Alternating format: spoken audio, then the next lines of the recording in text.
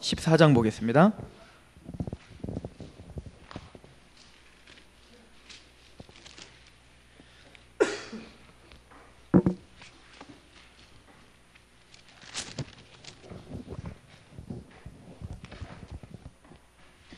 로마서 14장 우리 1절에서 13절까지 말씀입니다. 로마서 14장 1절에서 13절까지 말씀 자, 봉독하겠습니다. 제가 읽겠습니다. 믿음이 연약한 자를 너희가 받되 그의 의견을 비판하지 말라. 어떤 사람은 모든 것을 먹을 만한 믿음이 있고 믿음이 연약한 자는 채소만 먹느니라. 먹는 자는 먹지 않는 자를 업신여기지 말고 먹지 않는 자는 먹는 자를 비판하지 말라. 이는 하나님이 그를 받으셨음이니라. 남의 하인을 비판하는 너는 누구냐? 그가 서 있는 것이나 넘어지는 것이 자기 주인에게 있음에 그가 세움을 받으리니 이는 그를 세우시는 권능이 주께 있음이라. 어떤 사람은 이 날을 저 날보다 낮게 여기고 어떤 사람은 모든 날을 같게 여기나니 각각 자기 마음으로 확정할지니라.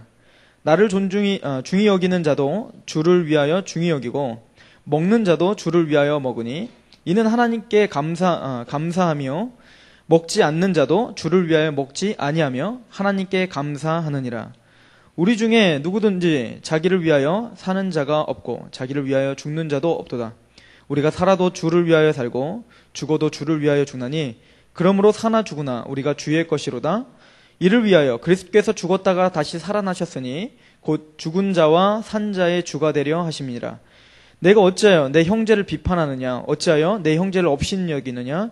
우리가 다 하나님의 심판대 앞에 서리라. 기록되었으되 주께서 이르시되 내가 살았노니 모든 무릎이 내게 꿇을 것이요 모든 혀가 하나님께 자백하리라 하였느니라. 이러므로 우리 각 사람이 자기 일을 하나님께 짓고 하리라.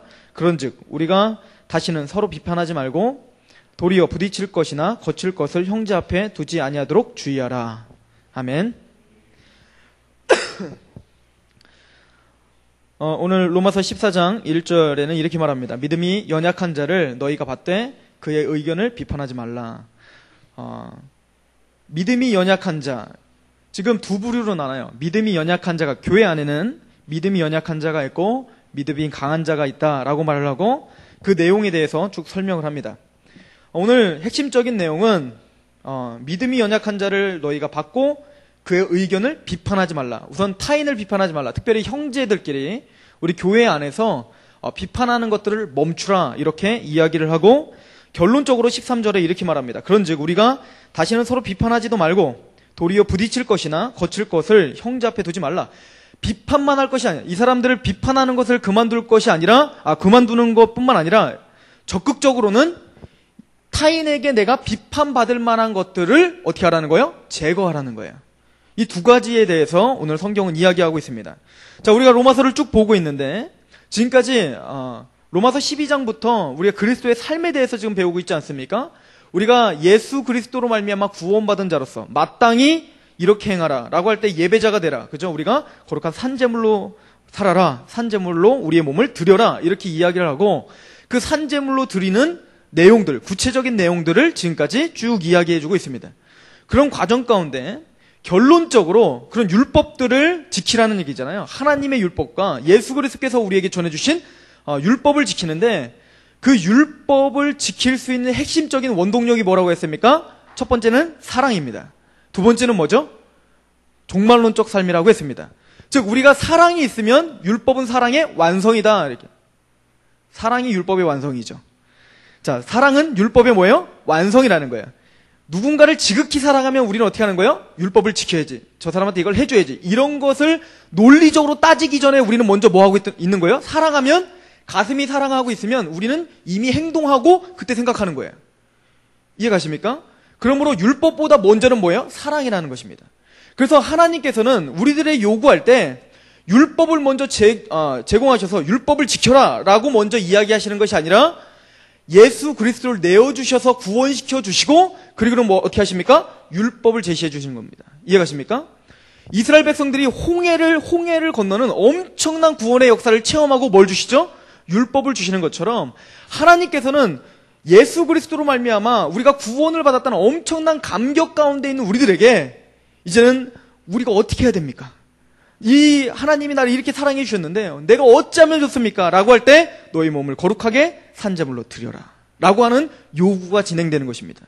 그 요구는 우리에게 율법적으로 다가오는 것이 아니라 하나님을 사랑하는 마음으로 우리가 뭡니까? 말씀대로 살고자 하는 마음이 우리 마음 가운데 불일듯하게 일어나는 것이 크리스찬이다라고 성경은 이야기해주고 있습니다. 그래서 하나님에 대한 율법도 마찬가지 그런 것처럼 실제적인 형제들과의 관계에 있어서 먼저 준행돼야 된 거. 하나님이 이 형제에게 뭐라고 하라고 했지? 어떻게 준행하라고 했지? 이걸 먼저 따지는 것이 아니라 내가 이 형제를 사랑하는가? 이것을 먼저 점검해야 된다라고 말했습니다. 그죠? 그럴 때 우리는 뭡니까? 그 형제에게, 그 사랑하는 형제와 자매에게 그 형제를 대상으로 도적질하지 않고 그 형제를 대상으로 살인하지 않으며 그 형제를 대상으로 뭡니까? 거짓 증거하지 않게 되는 것입니다. 그런데 그래서 지금까지 말하고는 건 뭡니까? 그 율법을 지키는 가장 핵심은 뭐라? 사랑이라. 이것을 본 것입니다. 그런데 그 사랑이라고 하는 것은 사도 바울은 더 구체적으로 그러면 우리가 사랑을 어떻게 하는가에 대해서 우리에게 설명을 해줍니다. 그게 14장 1절부터 시작되는 것입니다. 그럼 사랑을 우리가 어떻게 합니까? 연약한 자를 어떻게 하는 겁니까? 받아주는 것입니다. 관용입니다. 이건 고린도전서 13장 사랑장이라고 하는 사도 바울이 고린도 교회에게 보내는 편지에도 마찬가지로 사랑의 첫 번째 뭘 하죠? 사랑은 오래 참고입니다. 누군가를 나에게 뭡니까? 잘해주고 나를 뭡니까? 나에게 뭔가 잘해줘. 그럴 때는 뭡니까? 우리는 너무너무 쉽게 사랑할 수 있어요. 야, 그 사람밖에 없어. 야, 그 사람 누군가 그 사람에게 뭡니까? 이상한 이야기를 하면 우리는 어떻게 합니까? 아니야, 그 사람 네가 잘 몰라서 그래. 그러면서 그 사람을 보호해주죠. 근데 그 사람이 100가지를 나에게 잘해주다가 나이가 한 가지만 잘못하면 어떻게 됩니까? 그 사람에 대해서 이제 아유, 그럴 줄 알아서 이렇게 되는 거예요. 이게 우리들의 마음인 거예요. 그래서 사랑이라고 하는 것은 어떤 감정이라고 말하지 않는 것입니다. 감정은 어떻죠? 감정은 어쩔 수 없습니다. 나에게 미운 짓을 하면 미운 거예요. 그죠? 사랑은 그 감정 이상의 것이다라고 성경은 계속 이야기하는 것입니다. 감정이 아닌 거예요. 때로는 이제 여러분들이 이제 결혼을 앞으로 생각하셔야 될 청년들이잖아요. 물론 저도 그렇죠. 그런데 항상 들려오는 말이 뭡니까? 그 감정은 얼마 못 가. 뭐 이런 얘기들을 굉장히 많이 듣잖아요. 결혼을 준비하고 뭐 결혼을 한번 생각해 보면은 결혼해서는 뭐 몇 년째는 뭐 어떻게 보이고 뭐 몇 년째는 어떻게 보이고 뭐 이런 얘기들을 계속 듣고 그걸 통해서 우리는 결론 하나 내릴 수 있습니다. 감정은 오래 가지 않는다 이거예요. 왜 이렇게 재밌어, 용민아?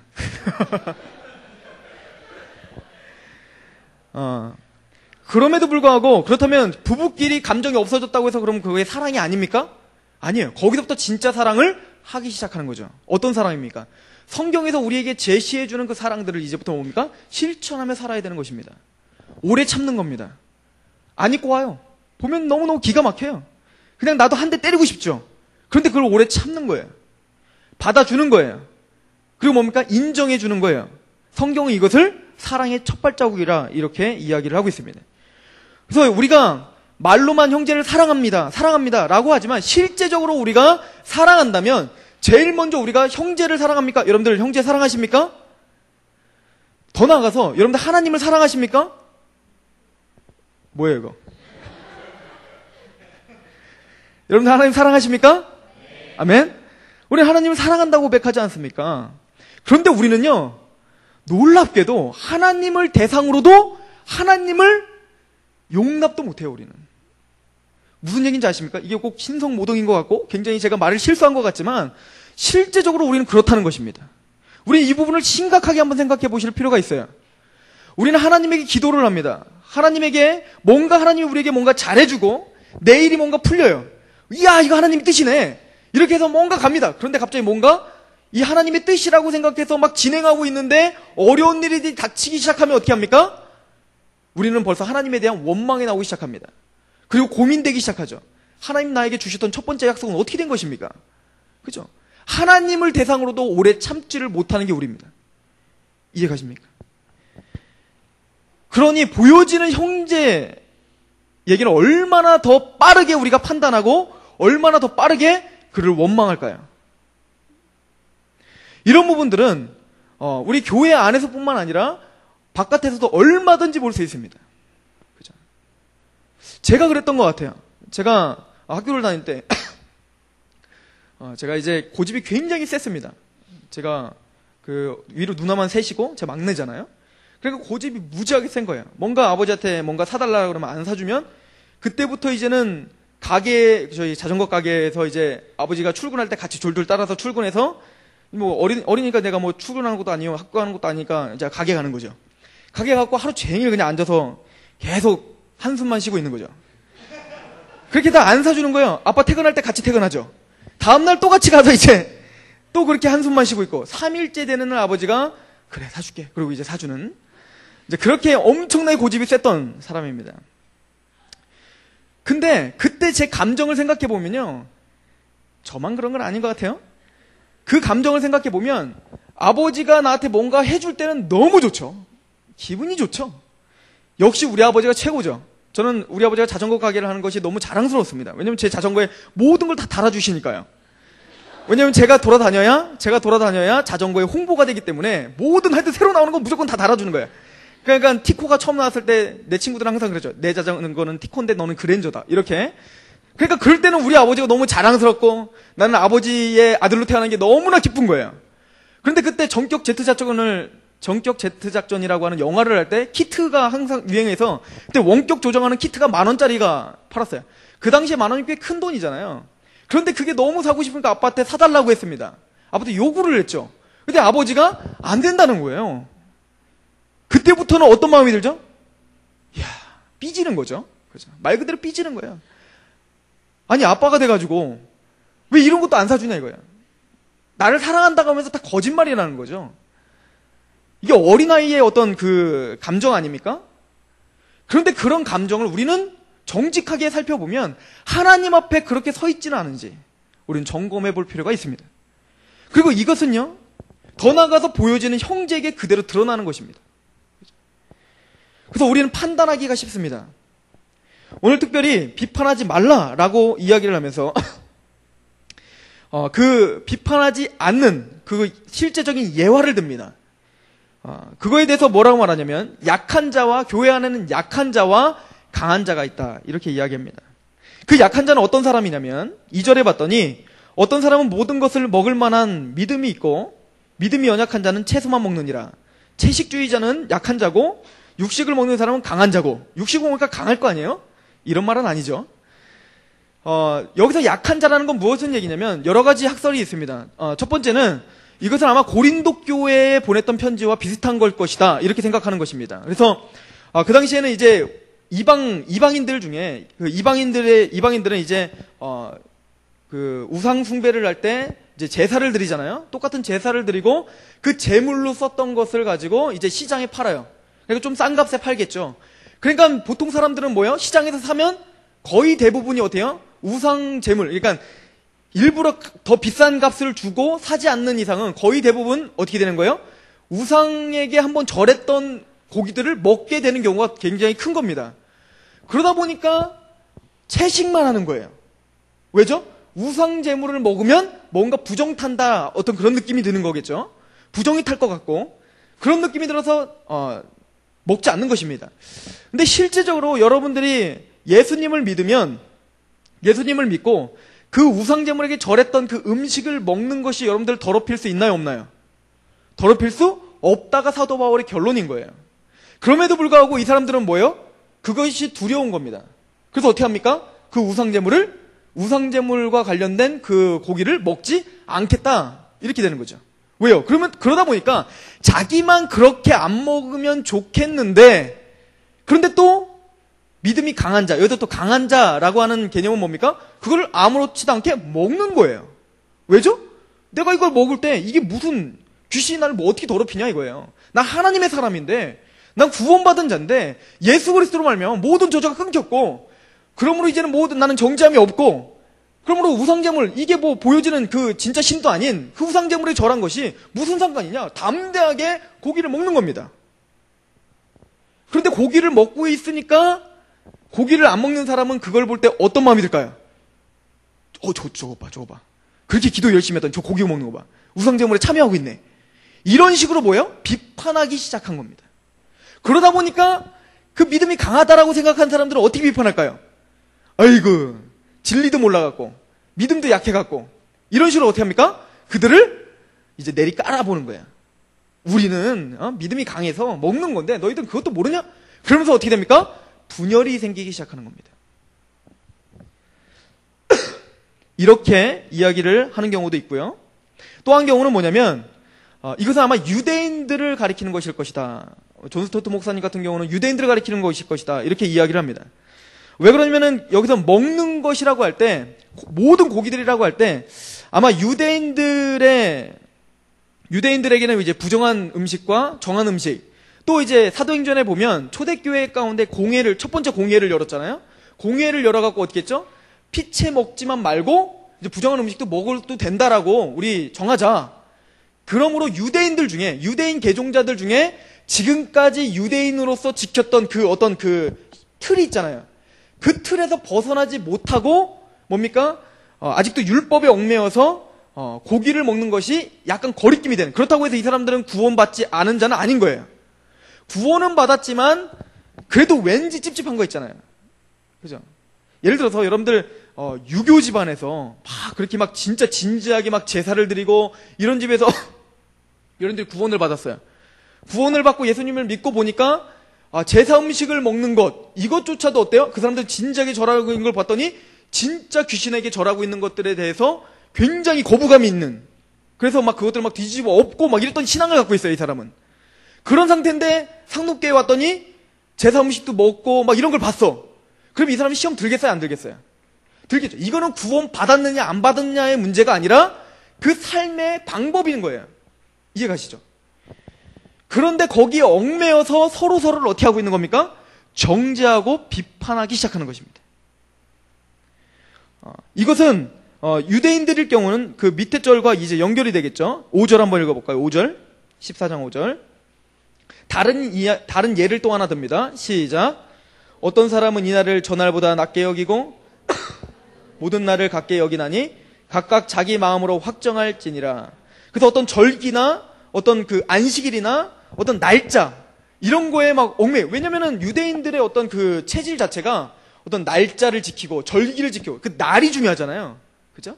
그 의미도 중요하지만 그 의미 못지않게 뭐가 중요해요? 날짜가 중요해요. 왜? 하나님이 그날 뭘 해라. 이게 굉장히 중요했기 때문에 그렇습니다.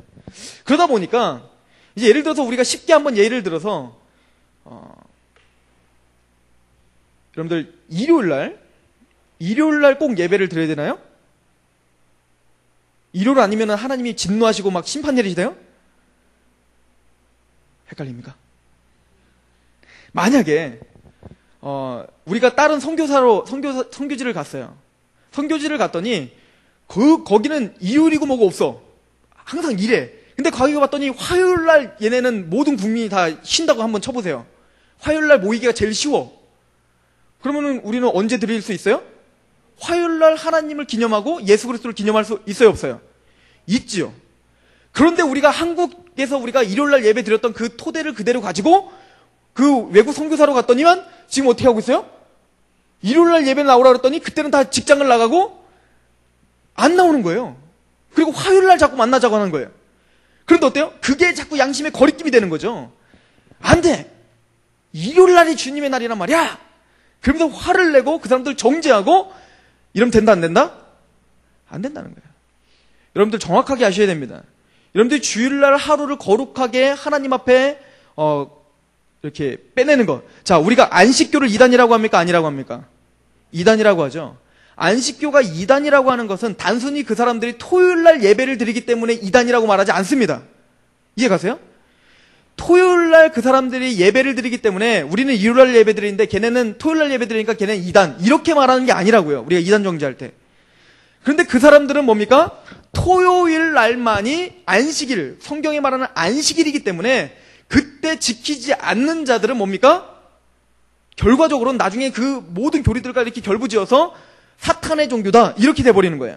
그 사람들은 어디에 지금 얽매이고 있어요? 날에 얽매이고 있는 거예요. 물론 그렇다고 해서 우리가 토요일날 원래 예배 드려야 되는 건데 일요일날 예배 드리는 것을 그냥 우리가 이렇게 한 겁니다. 이게 아니에요. 성경적으로 그게 맞습니다. 왜죠? 골로새서 2장에 봤더니 뭐라고 합니까? 너희는 월삭이나 절기나 안식일로 인하여 너희를 내려놓지 못하게 하라. 무슨 얘기입니까? 절기, 월삭, 안식일, 어떤 날짜 때문에 너희들을 따지거나 너희들이 잘못됐다라고 비판을 못하게 하라. 왜 그렇죠? 그 모든 것들은, 절기나 월삭이나 안식일은 모든 것들은 그림자요, 참형상은 아니니라. 참형상은 누굽니까? 예수 그리스도니라. 이렇게 골로새서 2장은 말하고 있죠. 즉 모든 월삭과 절기나 안식일이나 그 모든 부정한 짐승이나 율법들이나 이 모든 것들은 다 참형상이 아니라 그림자라는 거예요. 참형상은 누굽니까? 예수님. 예를 들어서 안식일을 거룩하게 지키라. 자, 하나님께서 안식일을 왜 저정했죠? 6일 동안 창조하시고 하루를 어떻게 하는 거예요? 쉬는 거죠. 육체적으로 쉼을 얻으라는 거잖아요. 자, 여러분들이 열심히, 그래서 안식일은요, 백수는 안식일을 누릴 수 없죠. 그죠? 제가 군대 있을 때, 군종병이었을 때 그랬어요. 군종병 평일에는 할 게 없거든요. 교회 가서 드럼 연습하고 기타 연습하고 평일 동안 계속 그러다가 주일날도 또 이렇게 쉬어요. 그러니까 제가 안식일 같지가 않죠. 이해가세요? 그러니까 안식일을 제대로 지키려면 6일 동안 정말 열심히 일해야 돼요. 그죠? 일하지 않는 자는 먹지도 말라고. 그래서 우리가 뭡니까? 열심히 일을 하고 하루 딱 쉬었을 때 그게 얼마나 달콤합니까? 그죠? 이 육체적인 힘이 너무너무 좋잖아요. 너무너무너무 편한 거예요. 즉 그 안식일을 했더니 어때요? 안식일날 쉬었더니 어때요? 우리의 육체가 편안함을 얻고 참 안식을 얻죠. 그렇다고 해서 영적 안식이 얻어지나요? 영원한 안식이 얻어지나요? 그렇지 않죠. 그것은 모형인 거죠. 영원한 안식과 진정한 안식은 누구를 통해서 주어질 거예요? 예수 그리스도를 통해서 여러분들에게 참 안식이 주어질 줄로 믿습니다. 그리고 주어졌습니다. 믿으십니까? 그런데 언제 그 참 안식이 우리에게 확정되고 승리했나요? 예수님이 십자가에 달리시고 부활하셨을 때, 그 부활일 때 어떻게 합니까? 모든 걸 승리하시고 뭡니까? 참 안식을 확정해 주셨죠. 믿으십니까? 그런데 예수님이 언제 부활하셨어요? 안식 후 첫날 부활하셨단 말이에요. 즉 일요일날 부활하셨어요. 그래서 우리는 언제 예배를 드리는 거예요? 그 부활하신 예수 그리스도를 기념하는 거죠. 우리에게 참 안식을 주신 그 예수 그리스도를 기념하는 거예요. 뭐가 중요해요? 의미가 중요해요. 기념이 중요하다고요. 이해가십니까? 우린 날에 얽매여서 누군가를 비판하는 자들이 아니라는 얘기입니다. 그런데 놀라운 사실은 우리가 이런 지식이 있다고 해서, 예를 들어서 상록교회 청년부에 예전부터 막 그렇게 막 이렇게 예전부터 그 정통 그 보수 그런 데서만 이렇게 잖아요. 뭔가 이렇게 말도 조심해야 되고 막 그런 교회들 있잖아요. 그런 교회에서 생활을 하다가 왔더니만 우리들이 일요일날 뭐예요? 주일날 뭐 사 먹으러 가는 거예요. 슈퍼에 가서 뭐 사 먹고 떠들고 농담도 하고. 근데 얘는 그걸 볼 때 어때요? 기가 막힌 거죠. 아니 안식일날 어떻게 그렇게 마음껏 가서 사 먹고 잡담이나 하고 이게 지금 믿음이 있냐 이거예요. 상록교회가. 그러고 막 화를 내기 시작하고 막 그랬을 때 그 친구에게 지금 잘못이 있어요 없어요? 없는 건 아니죠. 있죠. 그런데 그것을 받아들일 때 우리의 태도가 어떻게 되느냐 이거예요. 웃기고 있네. 골로새서 2장에 너 봤어? 안식일은 그런 게 아니야. 날짜가 중요한 게 아니야. 웃기네. 너 아이고 야 이렇게 하면 안 된다는 얘기예요. 이해 가십니까? 여러분들의 자유함으로 그 사람이 그런 신앙의 형태를 갖고 있는 것 자체를 비판하고 그것을 뭡니까? 너는 믿음이 약하구나. 이렇게 비판하지 말라는 얘기예요. 반대로 내 형태가 그렇게 왔더니 상록교회에 왔더니 용민이가 쭈쭈바를 2개나 사 먹고 있는 거예요. 기가 막히죠. 하나도 지금 열받아 죽겠는데 2개나 사 먹고 게다가 나한테 먹을래? 이러는 거예요. 맛도 없는 쭈쭈바를. 그거를 통해서 뭡니까? 용민이에 대해서 뭡니까? 다 싸잡아갖고 이건 신앙이 왜 이래? 이렇게 삿대질하면 안 된다는 거예요. 비판하지 말라라고 말합니다. 이해가십니까? 즉 여러분들 이것은 확대 해석하면 여러 가지로 여러분들에게 적용이 될 수 있습니다. 여러분들이 갖고 있는 신앙의 고유의 어떤 형태들이 있을 것입니다. 그죠?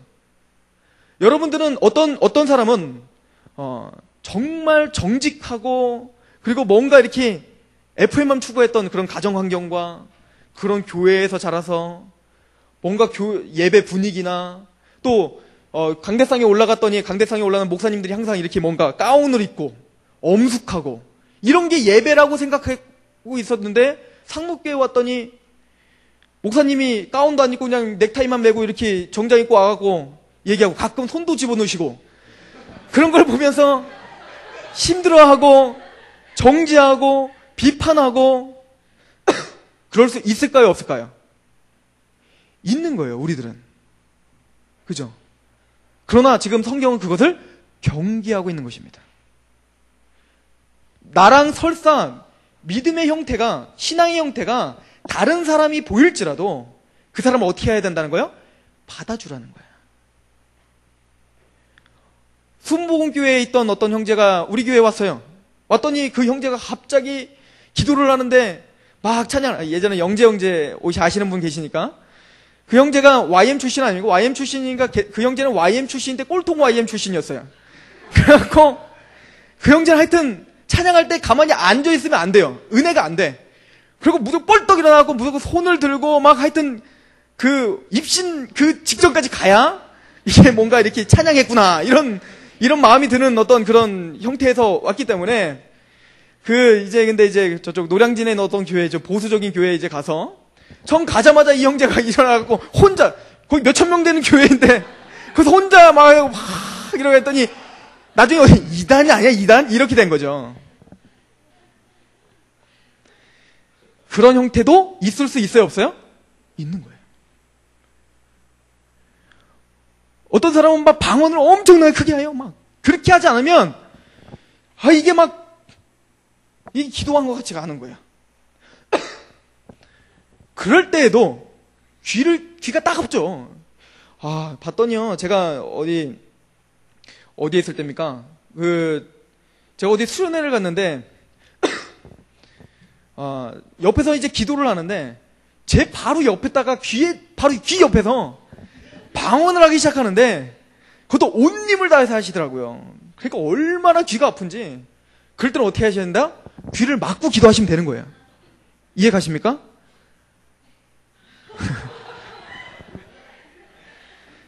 물론 옳고 그름이 있습니까 없습니까? 있을 수는 있어요.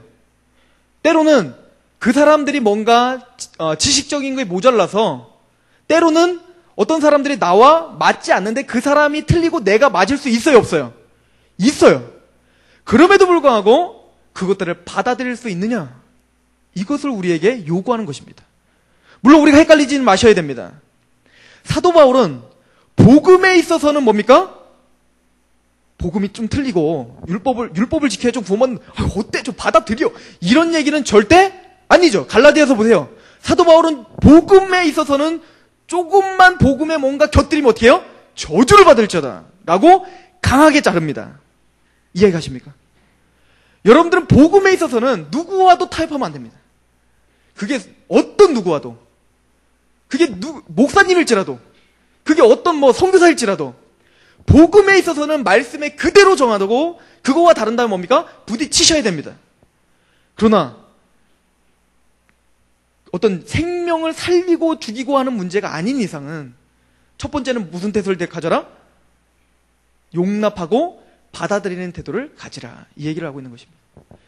요한계시록의 7교회에 대해서 책망을 하고 때로는 칭찬을 하는 그런 과정들이 나오면서 에베소 교회에 대해서 이야기를 합니다. 에베소 교회에 대해서 이야기를 하면서 칭찬하는 게 있습니다. 너희들이 진리를 지켰다.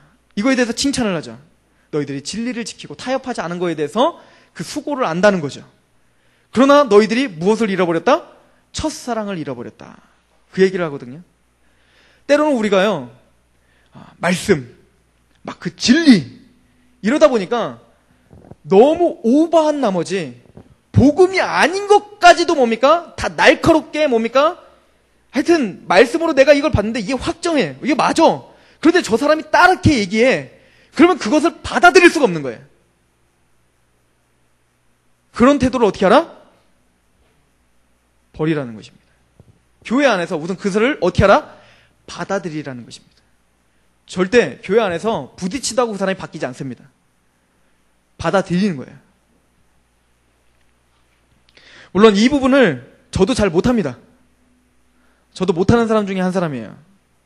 그래서 비판하기 쉽고요. 우리가 특별히 그리고 상록교회를 다니고 특별히 또 구원론을 배우신 분들은 또 조심하셔야 됩니다. 너무 날카롭게 서 있지 마십시오. 제가 군대에서 구원론을 접하고 그리고 이제 복음을 깨달았잖아요. 복음을 알고 그리고 나서 제대를 했어요. 제대를 하고 이제는 교회에 와서 목사님의 설교를 듣는데 설교가 들리지 않는 거예요. 안 들려. 그리고 막 저건 틀린 거 아니야? 이건 문맥적으로 맞지 않는데. 저건 율법주의적인 설교인데? 어제는 은혜처럼 설교하고 오늘은 왜 율법주의처럼 설교하는 거야? 사꾼이구만. 여러분들 이게 어려울 것 같습니까? 이런 태도가 어려울 것 같습니까? 저 이런 태도를 버리는데 너무 오랜 시간이 걸렸습니다. 근데 우리가 자칫 복음을 듣고 깨달은 건 좋으나 그 복음을 듣고 깨달은 것을 뭡니까? 오버해서 다른 모든 것들도 내가 다 알고 있는 것 마냥 생각해서 타인을 그 잣대로 재단을 하고 그 사람을 그대로 막 또 비판하고 원망하는 것이 너무너무 쉽다는 얘기예요. 로마 교회도 유대인들도 있고 이방인들도 있었기 때문에 그 가운데서 지금까지 살아왔던 형태가 다르고 지금까지 뭡니까? 유대교적인 정통과 이방인의 전통이 다르기 때문에 또 예수 그리스도를 믿었다는 한 소망을 갖고 달려가지만 그 형태들은 너무 다른 것들이 너무 많았던 거예요. 그럴 때 교회가 어떻게 됩니까? 자칫 잘못하면 분열이 생길 수 있다는 얘기입니다. 그래서 그 부분에 있어서 우리가 옆에 있는 형제와 자매들에 있어서 좀 더 너그러운 태도를 가져야 된다라고 성경은 이야기합니다. 그리고 이렇게 너그럽고 받아주고 용납하고 그 의견을 비판하지 말아야 되는 이유를 세 가지로 말합니다. 첫 번째는 3절입니다. 같이 한번 읽어봅시다. 시작. 먹는 자는 먹지 않는 자를 업신여기지 말고 먹지 않는 자는 먹는 자를 비판하지 말라. 이는 하나님이 그를 받으셨다.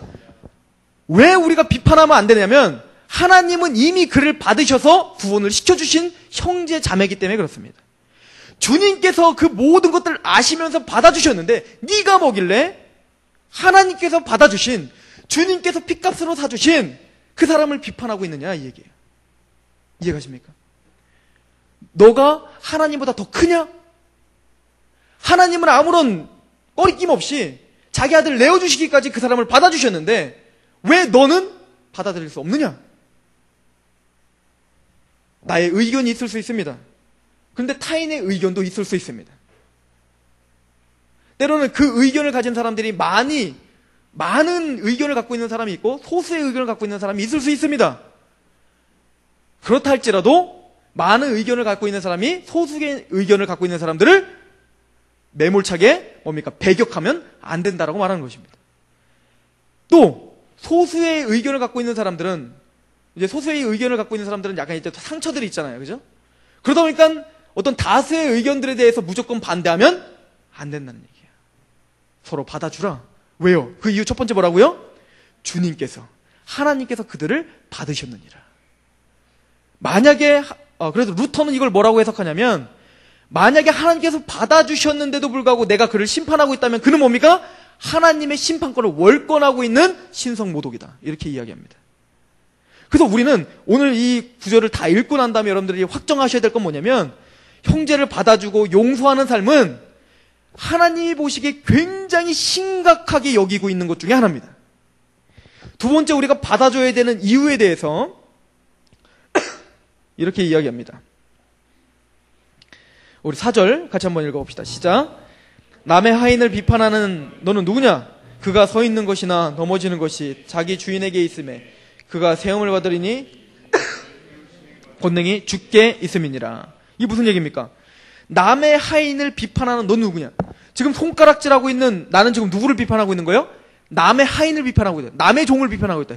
그럼 내가 비판하고 있는 예를 들어서 제가 너 왜 이렇게 예배 시간에 웃어? 이렇게 용민이를 손가락질을 하고 내가 비판을 했어요. 그러면 지금 용민이는 누구의 소유라는 거예요? 주님의 소유라는 거예요. 너는 누군데 남의 소유에게 감히 이래라 저래라 하느냐 이거예요. 용민은 네 소유가 아니라 이거예요. 용민의 소유는 누굽니까? 주님이십니다. 용민의 주인은 누굽니까? 예수 그리스도이십니다. 이런 거랑 똑같아요.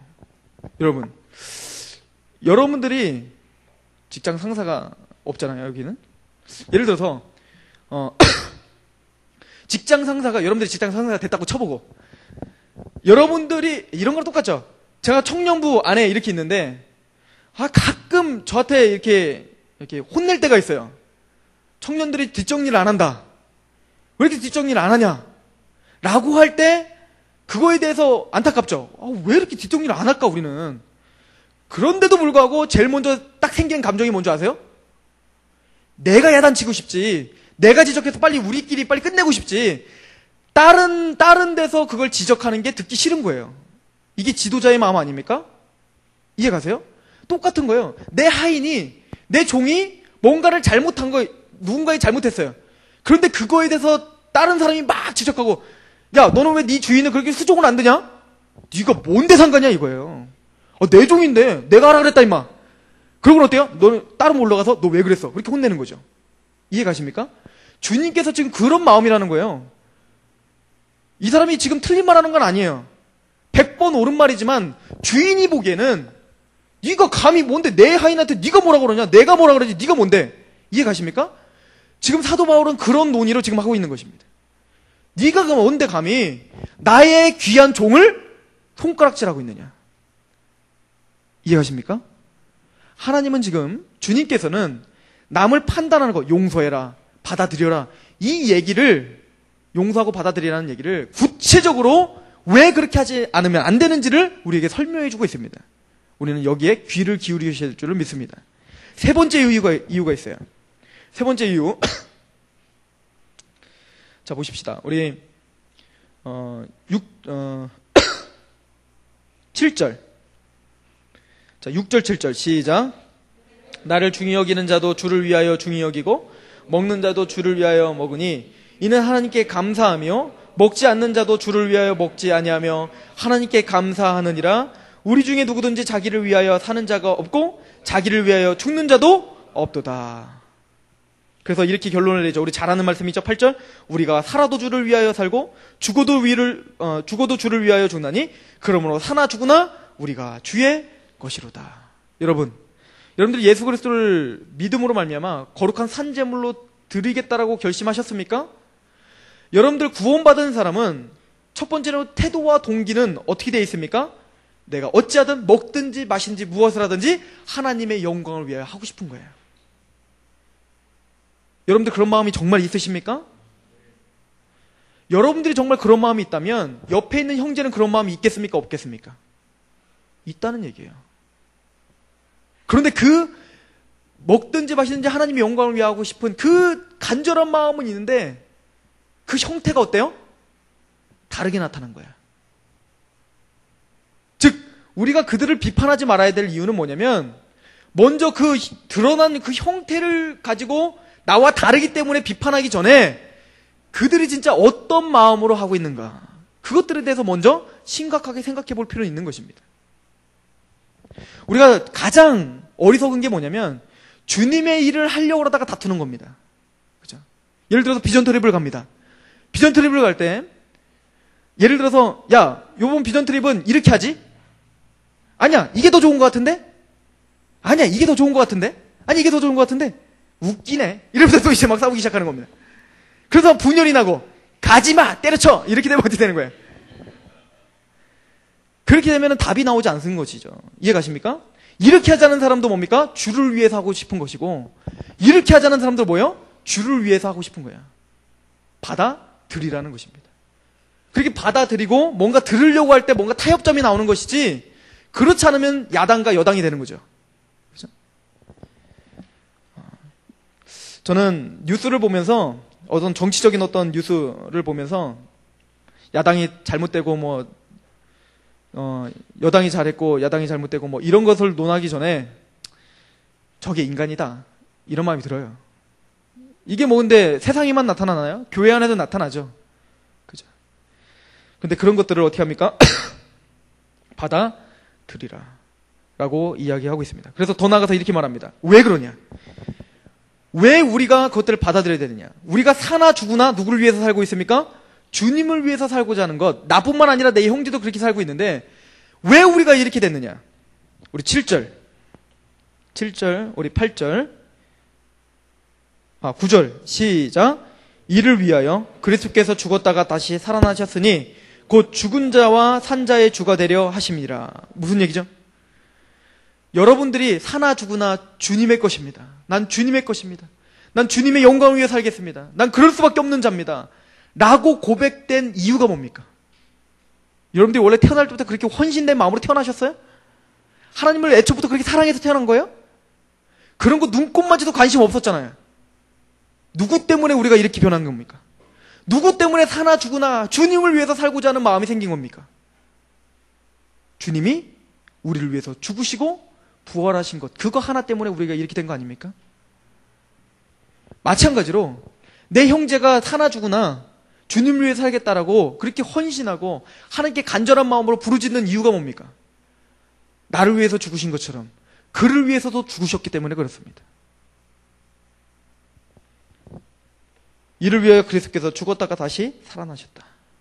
그런 엄청나신 대가지불을 통해서 지금 옆에 있는 형제가 보기에는 굉장히 뭔가 이 하나님을 위해서 정말 뭔가 할까? 이렇게 보일 수도 있고 뭔가 부족해 보일 수도 있어요. 그러나 여지없이 주님께서는 그를 위해서 어떻게 했습니까? 죽었다가 살아나신 거예요. 그걸 인정하느냐? 이걸 바울은 우리에게 물어보는 것입니다. 여러분 인정하십니까? 그래서 우리는 그를 비판할 수 없는 것입니다. 왜요? 자기 목숨을, 하나님의 목숨을 내어주기까지 해서 살리신, 나를 그렇게 살렸다면 그도 바로 그렇게 살렸다는 것입니다. 이건 로마서 전체적인 맥스 가운데서 굉장히 중요한 메시지입니다. 지금까지는 뭐를 계속 얘기했죠? 11장까지? 여러분들을 엄청난 은혜를 통해서 구원해 주셨다는 거 아닙니까? 여러분들이 경건치 못했는데, 이런 것이 일한 것이 없는데 하나님이 여러분들 의롭다 칭해 주셨다는 거 아닙니까? 그걸 통해서 여러분들이 감격하셨습니까? 그걸 통해서 여러분들이 나의 몸을 정말 거룩한 산제물로 드리고 싶습니다 라는 고백이 정말 진지하게 하셨습니까? 그 고백은 나만 하는 것이 아니라 내 옆에 있는 형제도 그렇게 하고 있다는 얘기예요. 그렇다면 그 방법론은 우리가 서로 이야기할 수 있는 얘기입니다. 왜요? 어차피 소망은 같기 때문에 그렇습니다. 그래서 예수님은 그렇게 말하는 겁니다. 큰 것을 탕감받은 자가 작은 것을 탕감해 줄 수 있지 않겠느냐. 믿으십니까? 십자가로 다시 돌아가라고 다시 우리에게 이야기해 주는 것입니다. 그리고는 이렇게 말합니다. 10절, 11절, 12절 시작. 내가 어찌하여 내 형제를 비판하느냐? 어찌하여 내 형제를 업신여기느냐? 우리가 다 하나님의 심판대 앞에 서리라. 기록되었을 때 주께서 이르시되 내가 살았노니 모든 무릎이 내게 꿇을 것이요 모든 혀가 하나님께 자백하리라 하였느니라. 이러므로 우리가 각 사람이 자기 일을 하나님께 직고하리라. 모든 사람은 하나님 앞에 어디 앞에 선대요? 심판대 앞에 서리라. 요한복음 5장 24절에 뭐라고 말합니까? 내가 진실로 너에게 이르노니 내 말을 듣고 나 보낸 자를 믿는 자는 영생을 얻었고 심판에 이르지 아니하나니 사망에서 생명으로 옮겼느니라. 아니 심판은 면해졌잖아요. 그러니까 우리는 이 심판 안 받나 보구나. 맞아요? 틀려요. 지금 사도 바울은 우리는 이라고 말합니다. 한 사람도 이 심판, 이걸 대심판이라고 합니다. 이 대심판대 앞에는 믿는 크리스찬도 쓰는 거예요. 여기서는 지옥 보내는 심판은 아닙니다. 상급의 심판이라고 말합니다. 고린도서 3장에 있는 것처럼 그리스도의 터가 닦이고 그리스도의 터가 닦이면 거기에 금이나 은이나 보석이나 풀이나 나무나 지푸라기로 집을 세울 거라고 합니다. 그럼 공력이 불탈 거라고 합니다. 즉 심판을 받는다는 거예요. 불로 확 불태우면 금, 보석, 풀, 나무, 집 6가지죠. 그 중에 뭐만 남겠어요? 불이 타면 금은 보석만 남겠죠. 그런 것처럼 뭡니까? 영원한 상급을 위해서 달려가는, 하나님 영원한 나를 위해서 달려가는 사람이 있고, 이 땅의 어떤 상급, 권력이랄지 어떤 내가 편안하게 사는 걸지, 거기 이 땅의 것들만 구원받아도 그렇게 될 수 있어요, 없어요? 있어요. 이 땅의 상급들만 바라보고 달려가는 사람들은 뭡니까? 마지막 이 심판대에 섰을 때 어떻게 된다는 거예요? 불 가운데서 얻는 구원이 될 것이라. 이렇게 말하는 그 심판이죠. 반드시 우리에게 뭡니까? 이 땅에서 구원받은 자로서 행한 것들에 대해서 따져볼 거라는 거야. 근데 뭐라고 합니까? 직고하리라. 내가 직접 말한다는 거야. 내가 이 땅에서 어떻게 행했는지 구원받은 자로서 내가 이 사람을 얼마나 비판했고 얼마나 원망했는지 직고하리라. 근데 놀라운 사실은요. 여러분들 생각해보세요. 여러분들 진지하게 정직하게 생각해보세요. 지금 옆에 있는 사람을 비판하고 있는데요. 그 비판하는 거 잘 생각해보면 나한테도 적용 안 돼요? 거의 대부분 나한테 다 적용이 됩니다. 로마서 2장 보세요.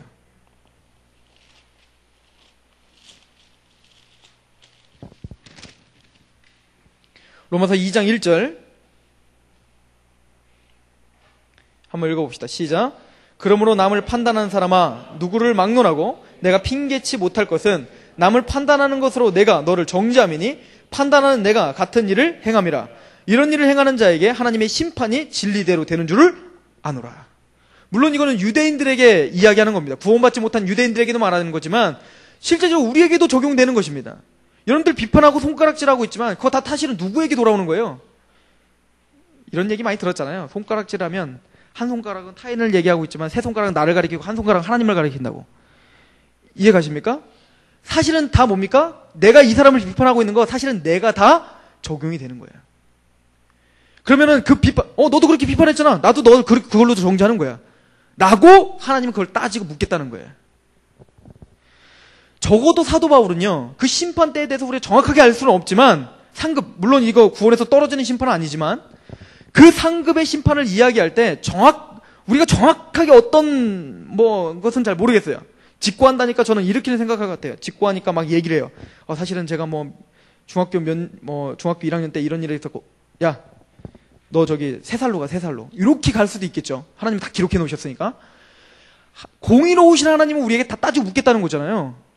여러분, 적어도 사도 바울은 지금 남을 판단하고 용서하지 못하고 받아들이지 못하는 거에 있어서 굉장히 심각하게 생각하고 있다는 것은 동의할 수 있습니다. 이해가십니까? 구원받은 자로서 남을 용서해 주는 것. 그래서 예수님께서 우리에게 알려주신 기도문에 핵심적으로 첫 번째 강구하는 게 뭐죠? 나 지금 하늘에 계신 것부터 다시 외워야 돼요. 하늘에 계신 우리 아버지요, 이름을 거룩히 여김을 받으시오며 나라가 임하옵시며 뜻이 하늘에서 이룬 것이 땅에서도 이루어져야 되잖아요. 누굴 통해서? 나를 통해서.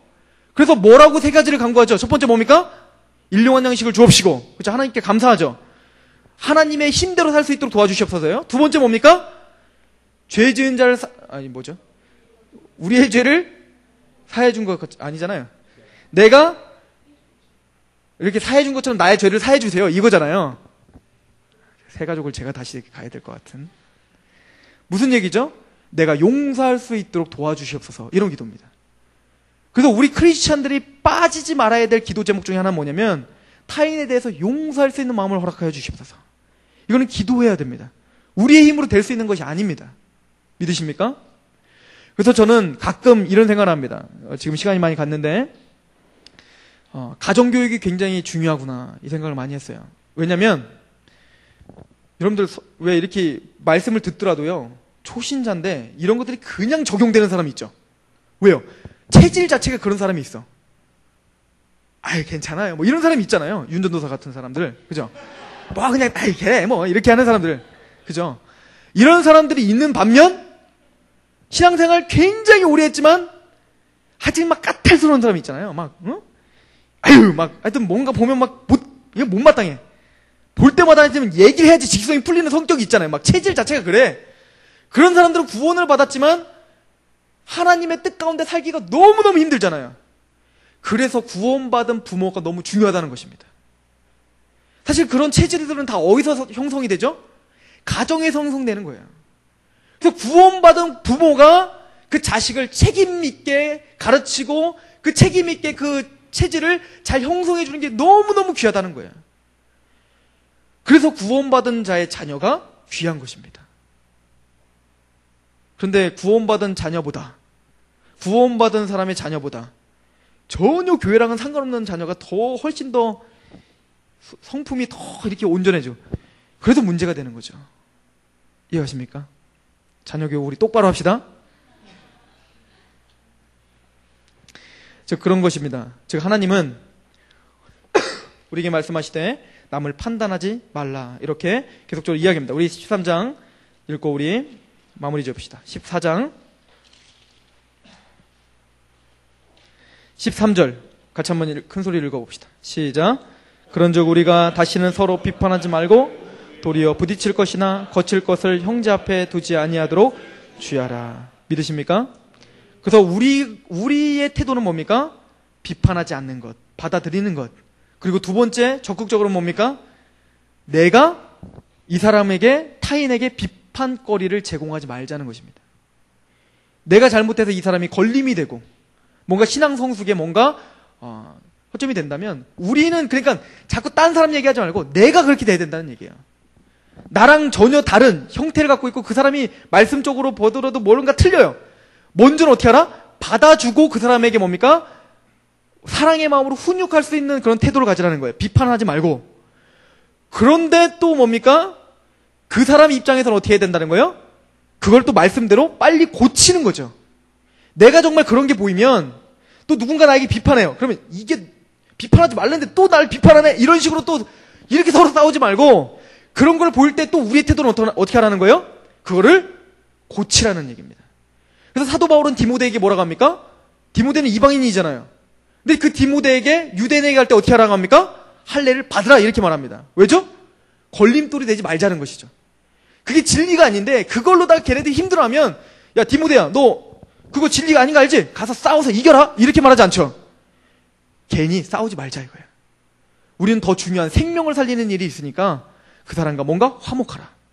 그리고 어떻게 합니까? 그 사람에게 진리를 전해주는 것입니다. 이해가십니까? 즉 우리는 두 가지 태도를 그래서 우리는 가져야 됩니다. 비판하는 것을 자제하고 비판을 받았다면 그것을 빨리 말씀대로 고치는 삶. 이 두 가지를 내 개인적으로 개혁한다면 우리 청년 목장이 개혁될 줄로 믿습니다. 기도하겠습니다. 이렇게 기도합시다. 먼저 하나님께 용서를 구하며 기도했으면 좋겠습니다. 하나님, 우리가 얼마나 비판하기 쉬웠는지요. 이 하나님, 제가 그랬습니다. 제가 그런 사람이었습니다. 또 하나님, 가만히 생각해 보니까 내가 얼마나 많이 형제와 자매들에게 걸림돌이 됐는지요. 마땅히 비판받아야 될 것들을 내가 얼마나 많이 행했는지요. 하나님, 주님께서 나를 살려주시고 내가 주님이라고 고백하는 것처럼 나의 주인은 하나님인 것처럼 내가 비판하고 있는 그 자녀도 하나님의 자녀요, 하나님이 주인이시라는 것을 인정할 수 있고 그들을 받아줄 수 있도록 주님께서 우리에게 용납하시고 받아주셨던 것처럼 나도 사랑하는 형제를 그렇게 받아들일 수 있도록 우리 마음을 주장하여 주시옵소서. 그리고 하나님, 마땅히 내가 잘못된 것이 있다면 그들에게 비판받지 않도록 나의 삶을 말씀 앞에 거룩하게 하는 과정 가운데 우리의 힘을 쏟을 수 있도록 도와주시옵소서. 하나님께 간구하며 그런 힘을 주시옵소서라고 기도하며 나갑시다. 기도하십시다.